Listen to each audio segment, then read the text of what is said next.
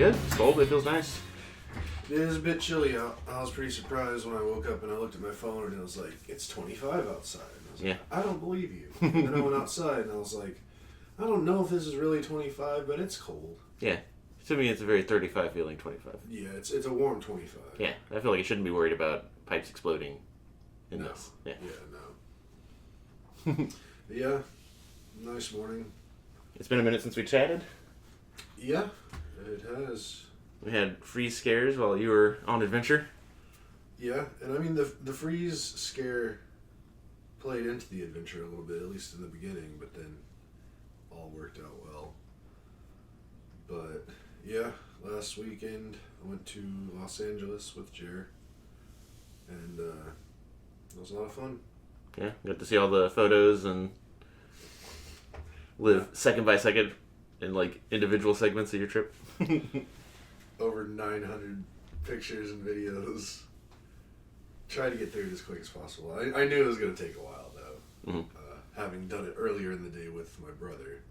I love the, I don't want to, like, steal your thunder, but day one you just drove around. Uh-huh. And, like, every time I was seeing the videos and hearing Red Hot Chili Peppers, I was like, fuck yeah, absolutely. Yeah, that was honestly my most favorite part of the trip. Because we got there, we flew out of here last Saturday morning, first flight out, just before, like, a couple hours before the freeze really started here and started causing problems. And we got to LA at like 8:50 in the morning Pacific time. And I'd already planned this, like, the day, like, we couldn't check into our hotel until, like, 3, so we needed something to do all day. And I've started doing a thing where, like, anytime I go anywhere, if it's possible, like, at least the first day I'm going to rent a car and just drive around and just go see, get my bearings, things like that. But also, I had planned out a route to go see some specific spots I wanted to check out, and then also just a scenic drive. And I really wanted to do it in a convertible because, I mean, it's California. I knew there were going to be good views. Convertible gives you much better view access. And the convertibles available were Mustangs, which I thought was a kind of fun thing to do. So got to the airport, or got to LAX, went and got my rental convertible, and then started the drive, and it was just top tier experiences of my life to this point. The first, like, part of it, the first third maybe of the trek was just kind of in the city, checking out a few filming locations for some of the Fast and Furious movies, which are some of my favorite movies of all time. Big Fast and Furious tie into this whole trip. Yeah. I think every day. I mean, tried. Anywhere I could slip it in there, I would. But we saw a few places, like, right around in LA, and then went to lunch where it's a place Jeremy really wanted to go, and we had to wait 2 hours for it because it's new and it's real hip and everybody wants to eat there. And I mean, it was good food. I don't know if it was 2 hour wait food, but Jer also says he had the best waffle of his entire life. Yeah. So, whatever. It was fun. But then after that, we drove north up out of LA up to around Castaic Lake or something like that. And then went from there west to Oxnard to the coast, and then hit up the Pacific Coast Highway, drove down through Malibu, and then ended pretty much at the Santa Monica Pier. And boy, I tell you, it was just beyond words beautiful.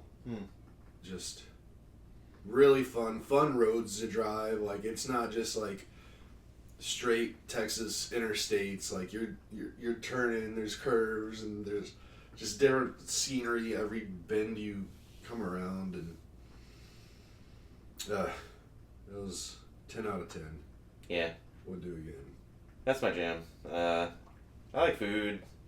I like a lot of things. But often, like, my favorite part of these trips to, like, Seattle and Colorado and this, that, and the other is just what you said of, like, let's find some winding road. Let's find some topography. And then the sunset photos you guys were sharing were just great. Yeah. I don't know. I'm a sucker for a sunset. I've become a big fan of them. Sunrises and sunsets. Mm-hmm. But like I've probably talked about this before because I talk about all the travels that I want to do and stuff. But there are definitely some other places within the country that I want to go to purely to do a drive, to rent a car and to do a specific drive. And this one really wasn't on my radar. I kind of came up with it last second, but it did end up having like pieces of things I've thought about in the past for a trip. Yeah. And I definitely thought about like flying into like Portland or somewhere and then doing the whole Pacific Coast Highway down then down California. Then I thought of just doing Northern California to Southern California, but ended up just getting a slice of it. I mean, it was just Oxnard to Santa Monica, but that's a pretty good slice to get if Nice. you're gonna get any little slice of that trip. And then the inner area that we drove, that was never really on my radar. I had no idea it was that beautiful. Like, I knew it was supposed to be pretty out there, but I had no idea it was that gorgeous. Mm-hmm. But yeah, there's a few other trips I want to take that have really cool drives. Like, there's one where you pretty much you go to Seattle, but then I'll pull up a map so I can talk about it better, and you can also kind of see what I'm talking about. But you kind of do a loop around. Come on, maps. Also try to point your face at the mic while you're looking at the screen. Yeah, I just something's not working here. Hold on. Load. Those trophy photos were a virus. Yeah. Yeah, so basically, like, Flying to Seattle. flying into Seattle and then driving, like, up around here, up through the northern Cascades, and down around here to, like, Wenatchee, and then through, like, Leavenworth back through the Cascades. Nice. But that's supposed to be absolutely gorgeous scenery, like some of the most beautiful stuff you'll ever see. Is that a 2-dayer? Like, do the top half stay in Wenatchee and then, Yeah, I mean, you could do it in one day. I think you could do it in about like 10 hours, mm-hmm. but you want to be able to take your time. Like, Sure. and then I know there's another drive that like you'd fly into like Knoxville, and then it's down kind of right on the border of Tennessee and North Carolina. It's supposed to be just like absolutely ridiculously beautiful. Is Asheville near there? Because that's Yeah, Asheville's right here. Okay. Asheville. So, and it's like down right around like this area that's supposed to be the most beautiful part.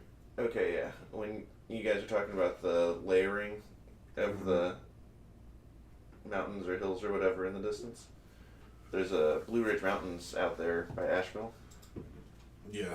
and that's what I thought of immediately. The one that I'm talking about right now specifically, there's just a very specific road called the Dragon's Tail. We may have talked about this before. Yeah.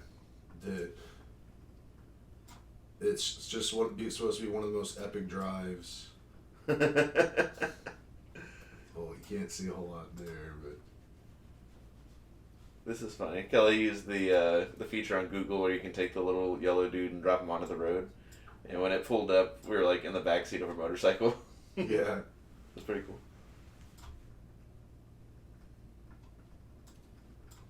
They're like, we could send one of our cars, or let's put a dude on the back of a motorcycle. Like here, I don't know where to find the best view of it, but you can get the idea of like what you're looking at out there in those mountains. Yeah. That's supposed to be a really cool drive. And then it's also just got me thinking about just more epic drives in general. Like, I guess I'm sure I knew this at some point in my life, but it just wasn't top of mind knowledge, and I had to be reminded. But like the classic Route 66, it terminates on the Santa Monica Pier, like Santa Monica Boulevard then terminates into the pier. That's part of Route 66. And I think it'd be pretty cool one day to actually drive the full thing from Chicago to LA. I couldn't have told you it was from Chicago to LA. Yeah, I knew that one. Mm-hmm. I knew it started in Chicago because, I mean, I had thought previously it was like coast to coast, but no, it's like Chicago to LA. Coast to coast is the Cannonball Run, right? Yeah. Which is also something I'm pretty sure we've talked about. That we probably won't ever do. Oh, absolutely not. I'm not a lawbreaker. I like to play within the... Like, I like to chill. I don't need it, like... I've even thinking about, like, just, like, what kind of cars I would want. I don't want, like, a sports car, fast car. I want, like, a cruiser, one that I can just be real comfortable in. If I break the law, it's probably not going to be at that scale. As far as, like... multiple states crossed and all that. Now I'm just curious and I'm trying to find... What's the actual route? Yeah. Yeah? I know it's not super exciting. Like, yeah. Bigger. I couldn't have told you I went through Texas. Yeah, I knew that as well. Yeah, big picture.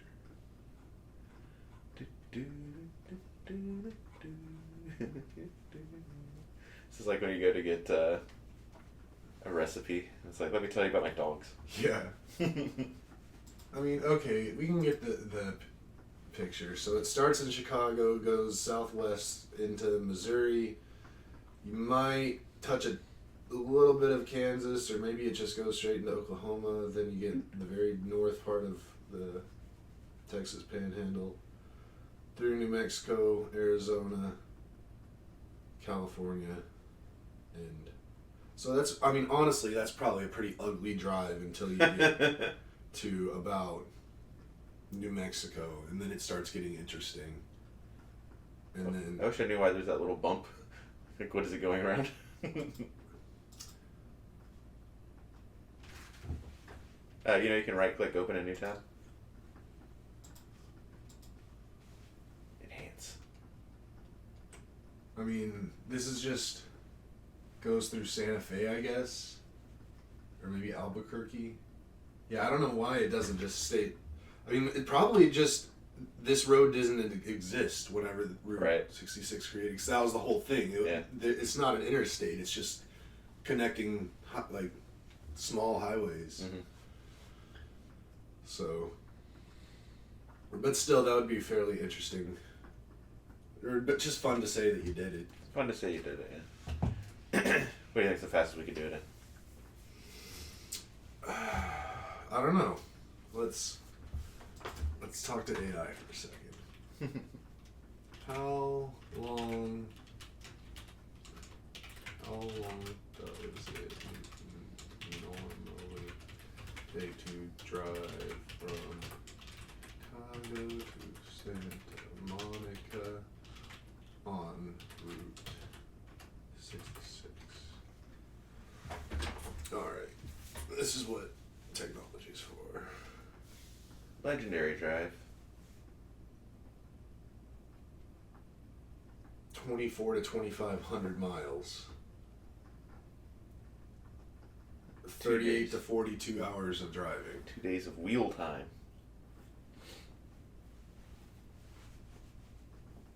That's about 4 to 5 days if you're doing 8 to 10 hour stretches. So you gotta dedicate a week to it. Yeah. Sounds like some retirement stuff. Yeah, that's not exciting enough to fit into time right now. That's a... I'll just go ahead and auto-postpone this to like 25 years. No, for sure. Like, that is a retirement kind of thing, but those other trips I was talking about, like the Washington thing, the Tennessee, Carolina thing, those are all easily doable. Yeah, we got to get you to Leavenworth on your birthday or some Christmas Leavenworth, something. Yeah, eventually. No idea. But if we did Christmas Leavenworth, or even your birthday Leavenworth, it might be tough with the snow. I don't know what their snow situation is up there. I just see it's very far north. I mean, my birthday, that's still like mid-fall, so I don't think it gets too bad in that area that time. But all that being said, the drive in California was absolutely epic. Yeah.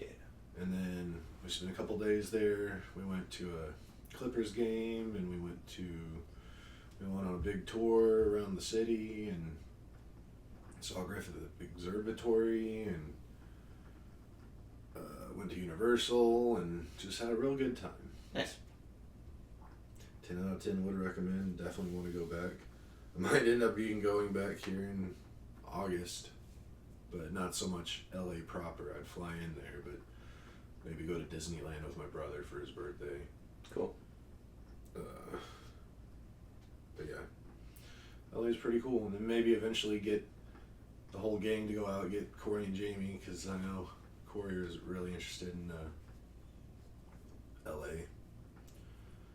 So yeah, that'll be cool. And then we could get like 3 convertibles in Formation Drive, that drive we did. That's like the only way that it could get better for me, is if we have multiple cars and we're just like, oh my goodness, we're just looking back and forth at each other the whole time. Did reality match the photos? Did it seem like traffic wasn't really a big deal? Yeah, I mean, it definitely wasn't that big a deal. It was more of a big deal on Monday and Tuesday, like during the week. Mm-hmm. But during the weekend, the Saturday, Sunday, I mean, yeah, there were some slowdowns, but it was like, it was no different than driving in Houston. So, yeah. The drivers did not impress me. They did not seem like super skilled drivers out there. That was a little bit unfortunate. Yeah. But, you know, can be absolutely perfect. It was, I don't know, it was funny because we took like a 7 hour, no, not 7, maybe it was like 5 hour tour that like had a tour guide and everything driving us around in a van. The guy was real cool, chatted with him a bit, but I was just bringing up just how expensive it was, like, to live around, like, I guess the areas that we were looking at. And he was like, nah, no one really, like, these are just, like, the super rich people. Like, all the normal people live out in the valley. And he was like, you look around, like, Glendale and stuff. I went and, like, looked up, like, what houses in Glendale cost. Like, the cheapest ones you can get are, like, $500,000, $600,000, $700,000. Yeah. Like, that, bro, that's not cheap. California cheap. Yeah. Guess it was weird too, because then like when we went to the Clippers game, we were which that place is in Inglewood, which isn't the nicest area. Inglewood. But I was looking up how much houses cost there too. Yeah. Same, like, fives, and these are like, they look like garages, like those tiny little box houses. Yeah, you showed one right next to the stadium. Yeah, and look very old and not great, but it's like $600,000-$700,000. It's like, I guess everybody that lives there has just lived there before it got really expensive. For sure. Yeah. That's how they have that property. Next to the government building where I work, all around it are these little post stamp lots, and some of them are houses like that was in your photo, but I'm sure because it's like pretty close to downtown, they're ridiculously expensive. Yeah. But some of them have been like bought, torn down, and replaced with like these very tall but very small, like modern houses. I've seen those for sure. I know exactly what you're talking about. Yeah. Yeah, that kind of situation. So, I don't know. California's really cool. I definitely want to go back. There's so much to California. Like, Northern California is a whole other thing. Mm-hmm. See the redwoods. Definitely, like, Yosemite is, like, the #1 national park I want to go see. I know Ash would definitely. And I'd even like to check out San Diego. Mm-hmm. So there's a lot of California. It's a big old state. Mm. But yeah, that's why we didn't pod last weekend. And then now we're here. What's been going on with you? Well, first, have you ever done San Francisco? Mm-mm. This was the first time I've been back to California since I was like 4 years old. Ah, cool. Yeah, we should try like a Northern California thing for the redwoods. And is there somebody closer to LA or San Francisco? San Francisco. Sweet. Yeah, Sacktown, Sacramento. Yeah. Who knows anything about that place? And then where Abby is like a totally different part of California. Yeah. Desert California. So that dots Yosemite. Sweet. The redwoods are like up here, which is pretty far. As the crow flies, that's 320 miles. Abby lives out here. No, there it is. Right there. So, like, really far. I mean, it's just all spread out. Yeah, Western U.S. It's good stuff. Yeah. Oh, America. Yeah. So what have I been up to? We had that freeze, and that's totally fine, but we got to use our freeze misers as the primary thing to get everything to drip.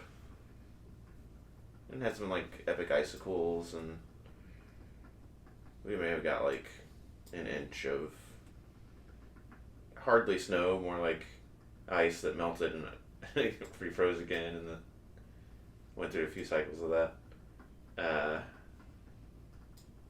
But I think the coolest thing going on in the house right now is we've been getting new furniture. Yeah. So like New Year's, we got a table, a high table to put behind the couch so you can like sit at it and watch everything that you see in the living room. Because we got the TV setup we have. And then the latest thing that we got is a bar.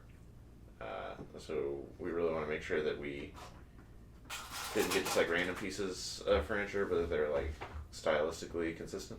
Mm-hmm. And the high table has like slats, and so does the bar.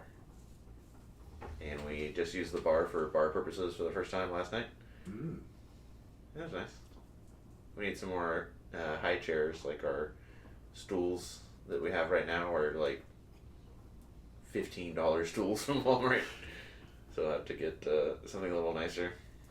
But that's been world changing for us, is not eating while sitting on the couch anymore. Yeah. Or sitting on the floor, which was the thing that we did for years. Right. Which is good for your back. But also, I like the high chairs. And the table. Yeah. And then we've, especially with the freeze, like one of the fun, after the bar was assembled, taking the stools from the high chair over to the bar and just sitting there and watching the birds eat bird food out the window. That was very chill. I think that's the biggest stuff that's happened since you guys left. We got frozen, and then got new furniture. Started watching Animal Control. When we started watching it on Hulu, it dropped us into season 4. Oh yeah. And I was like, this is not good. And then Ash noticed that it was saying like that we were about to start like episode 8 or something. Because they only had like 3 episodes, like season 4 or 6 or 8 or something. Mm-hmm. And I was like, oh, let's look at that. And then we started over from season 1. And it was like, oh, okay, this is really good. So I guess it's a bit of a slump in season 4. I don't know if you felt the same. I felt fairly positive about it all. Okay. I think maybe by season 4, having seen everything else, that you're so into everything that it doesn't have to be as Sure. flashy. We've also started a rewatch of Parks and Rec. Heck yeah. Once we got into Peacock to watch The Paper. Mm-hmm. Parks and Rec is something we've wanted to rewatch for a while. But it's not on Netflix or anything else. Yeah. So I was like, oh, we can watch Parks and Rec. So I started doing that. And...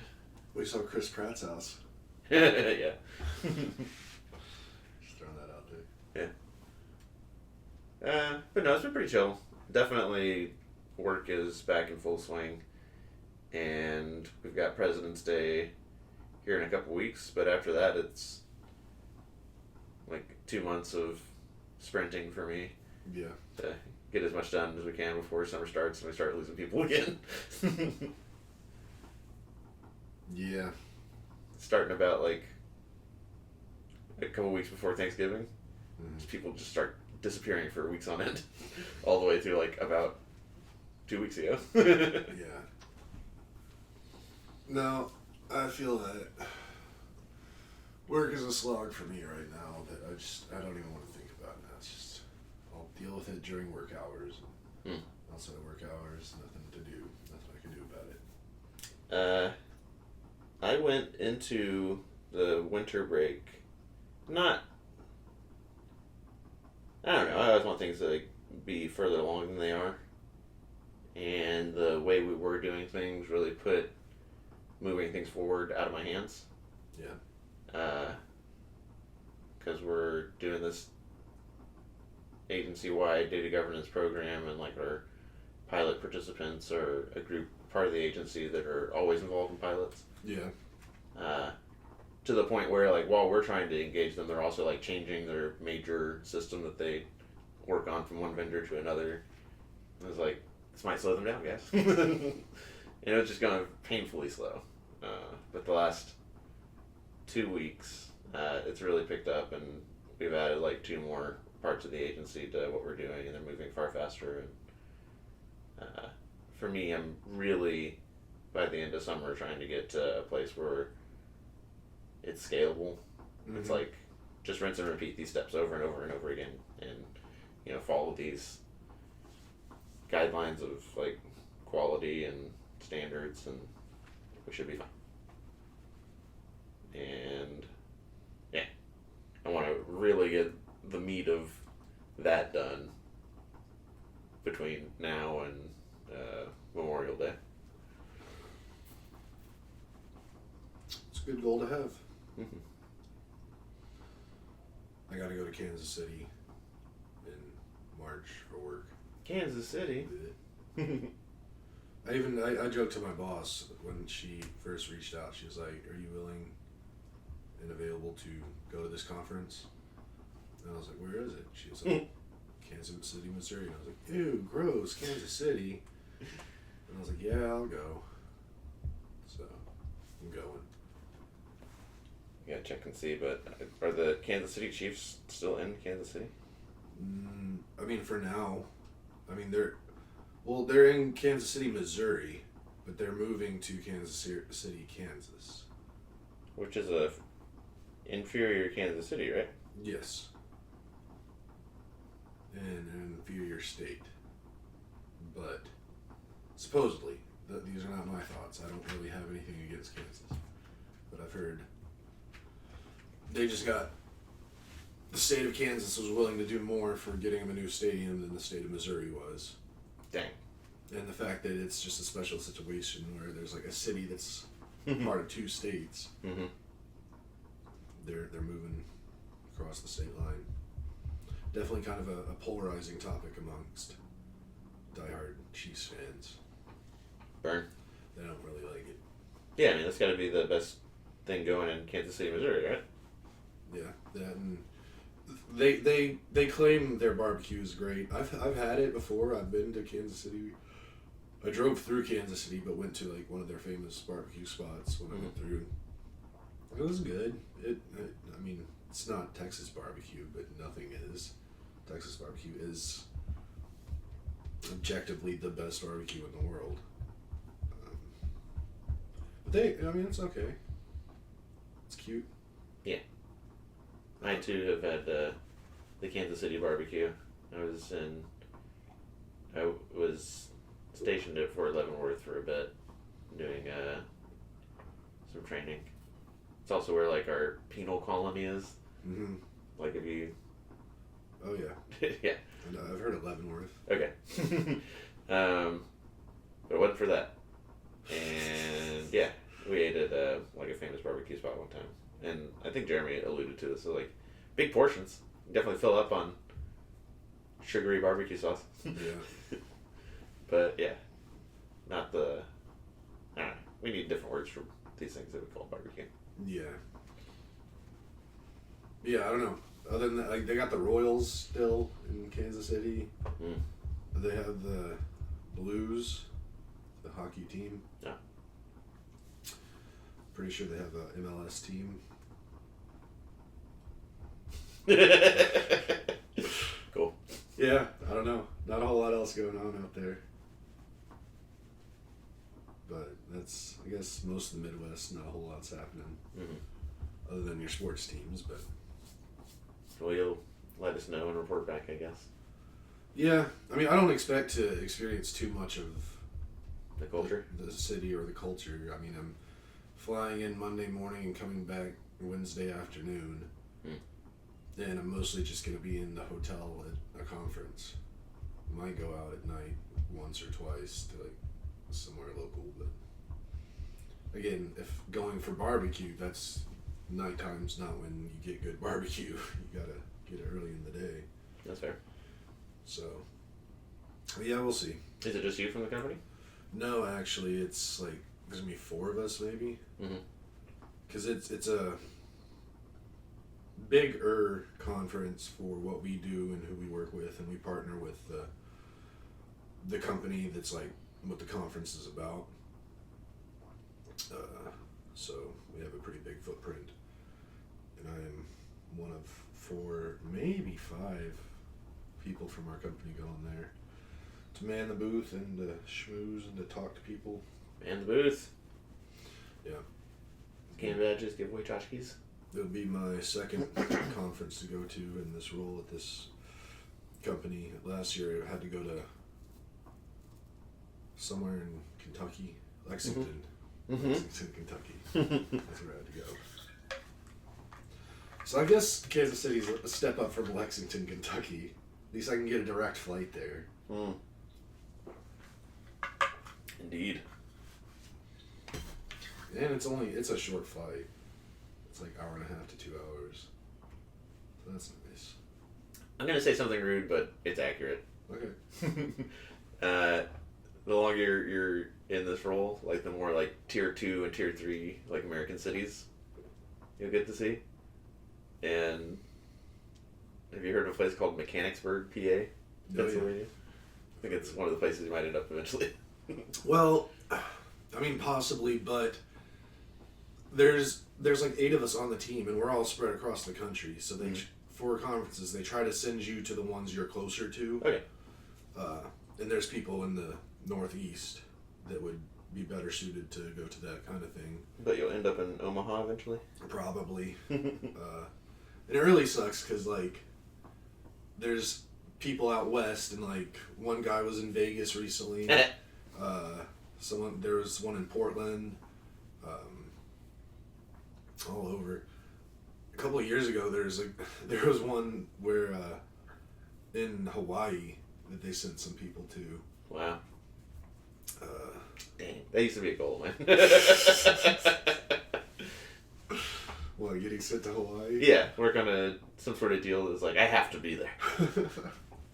They won't talk about it unless we're signed in person. Yeah, but so yeah, I don't see myself ever getting to go to any of the premier locations, but that's fine. And I don't really like, as much as in the past I like thought I would really enjoy traveling for work. It's kind of lame. I like traveling for fun. I don't like going somewhere and having to do things on someone else's time. Mm-hmm. But I like flying, so just give me a couple more flights, earn me some more points. Yeah. Get those. That's the funnest thing about work trips is I get to book everything on my cards and get all the points, and Sure. then they just pay for it. So, racking up those points. Heck yeah. We usually do, last year we did a conference in May. We went to Anaheim. And the hotel was like literally across the street from Disneyland. Like, literally, like we were in there doing sessions and like there's a roller coaster. So I gotta see if we're doing that again. Similarly, so that I can get Delta points, basically. Delta sounds so much more appealing than it ever has before. Especially because of your trading card. Bro, I'm so glad I remembered to do that. But for anyone listening, if you didn't know, Delta's really awesome, and all the pilots carry like trading cards of different Delta airplanes, and they'll give them to you for free if you ask them. You just got to know about it, and you just got to ask them nicely, and they'll give you one. And we flew Delta to LA and back. On the flight out, I forgot about it. I was just too juiced up to be in LA for the first time. But on the way back, I made sure to, like, as I was getting off the plane, to ask the pilot, and I did, and gave me a really cool little trading card. I'd never seen him. I just had heard about him, so I didn't know what to expect, but it was a way cooler little thing. I would have guessed, and it's just, at this point now, I've flown basically all the major airlines and some of the smaller ones in the country, except for American. I've never, I somehow I just think I haven't flown on them. Maybe I did as a child, but out of all the other ones, I thoroughly enjoy Delta. They're on top of their game. They're good at what they do. And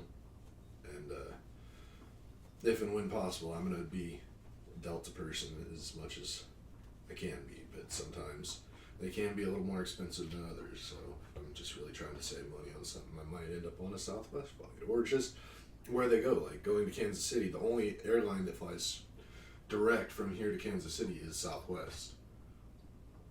And I don't know if I have enough allegiance to change planes somewhere just to be on one airline if I can get a direct flight on another, because I'm real big about nonstop flights. I should be more, and I think I am becoming more focused on nonstops. Yeah, for me, American was always the number one because they had so many nonstops, specifically to DC in the morning and in the evening. And then after that, it was Southwest also because of their, if you can't make the morning or evening for American, then Southwest will have a bunch of nonstop options. But I've also like stayed in DFW so many times, like to connect in DFW, and I hate it. I feel like every flight you've ever taken, you've had to fly from here to DFW and then on to wherever. Yeah, especially the flying back. So like, there's a nonstop American that's like at 5, but if like your conference ends at 5, then you can't do that flight. So then you have to do the 7 o'clock, and it's like, all right, you link up in DFW at 9, and then you do that last leg, and it's like, hopefully nothing goes wrong. And like a third of the time, something goes wrong. Yeah. Delta had never flown until, I'm presumably not never, but like practically never, until we went out to Minnesota. That was great. Yeah. I'm trying to. I still have quite a few Delta points, even after using points to go out there. And I was looking at it, and I have enough points actually on Delta to cover a round trip here to England and back. Mm-hmm. And I've been thinking about, like, because thoughts of going to Europe this fall have been in my mind for a long time, and it's like, who do I want to trust with my international flying experience? I feel like I want to give that to Delta. It's either going to be Delta or United, because I have about the same amount of points for either one, so I can afford a round trip flight to the UK. Although it's dumb, because I guess because they're international, you still have to pay some money. Like, I can pay for with United or Delta, it would be like, points cover the flight, but you still have to pay like $240 for something. So, I don't know what that's all about. But that's not much. I mean, yeah, for a round trip to Yeah. England, $240. You can't get a round trip from here to like Vegas for that anymore, hardly. So. Yeah. Maybe on that one. Spirit. Yeah. I was gonna Allegiant, but yeah. Screw Allegiant. I've flown Spirit numerous times. I've never really had an issue. It is pretty silly though. Just what they do. Yeah. I mean, the silliest thing like that I ever experienced on Spirit was during the flights. They'll come on like 30-45 minutes before landing to like do a full cabin announcement trying to sell you on like their credit card or something like that. And I was on one where it was like they're like, the first person to show me their shoe gets a free gift card or this or that, and like everybody on the plane was trying to get their shoe off to like show the person. It was really weird. Just like, yeah, didn't like it, but you can get really cheap flights on Spirit if you don't want to bring any bags. If you bring any kind of bag, it's going to end up costing you about the same as any other airline. even like your laptop case or your carry-on type. Wow. Yeah.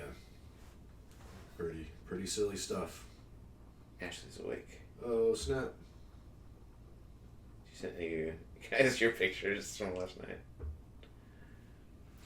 Oh man, I tell you what, I ate way too much last night. Oh yeah. The Olive Garden. That Olive Garden. It hit so hard, and I was like, I knew as soon as I saw it, I was like, I'm gonna end up eating all of this, and I'm gonna be in a bad way. I was like, I don't care, and I ended up eating it all. And then like I woke up at like 3 a.m. and I was like painfully thirsty. Wow. I haven't had something like this happen in years, where like I was so thirsty, like I had to get out of bed and like get dressed and go to the kitchen and make a giant thing of ice water. And then I chugged way too much, and then I wanted to throw up.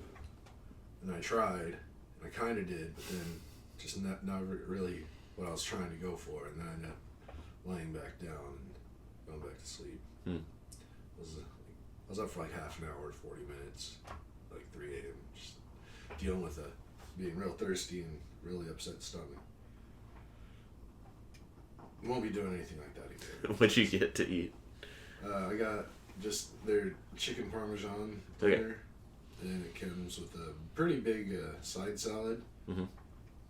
And I also got their dessert, their chocolate lasagna, which is basically just like a 5-layer chocolate cake. Yeah. But one of the layers had something kind of crunchy in it. It was interesting. It's really, really good. We had a work potluck, and I've never heard of a food-themed potluck. I've always just heard, like, bring food. But it was, like, Italian. It's like, okay, I know some things. I made eggplant parmesan. And my mom makes it a lot, or made it a lot, and tried to follow that. And it came out really good. And everybody else brought what they brought, and there were these big shells stuffed with cheese and who knows what else.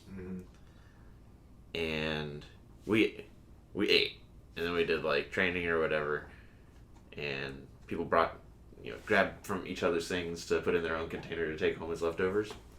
I woke up, that was I guess like 2 Wednesdays ago, like the Wednesday before your trip. and